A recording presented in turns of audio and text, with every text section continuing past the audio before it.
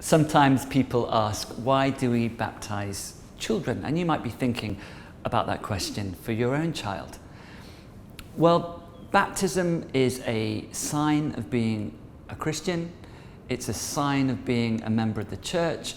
And importantly, it's an outward sign known as a sacrament, which is an outward sign of an inward spiritual grace or reality of dying and rising with Christ. And the Anglican Church, like many denominations throughout history, have never thought that the order of these three things are important, which is why we baptize children. For us, baptism is about a covenant. It's covenantal theology. So think back to the Old Testament. Whenever the Jewish people had a son, on the 8th day, they would circumcise their sons. And circumcision was a sign of the covenant, that they were part of the people of God. They were part of the covenantal people of God. Then when Jesus comes, he institutes a new covenant.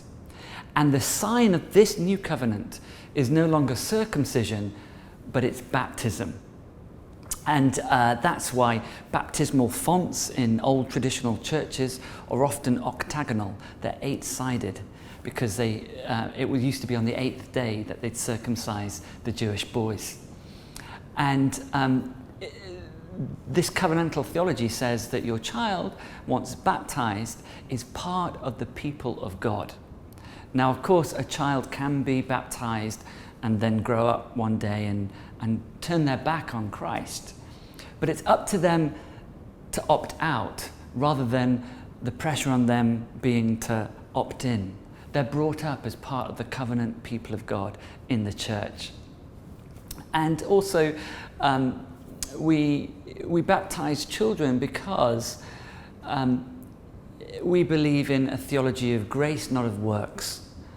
If being part of the church is dependent upon us believing the right things, deciding that it's up to us to own it and say, yes, we want to get baptized, then where's the grace in that? It can slip back into a theology of works, whereas this sign of the covenant is all about grace. It's what God does, and regardless of your age, you can be part of that covenant.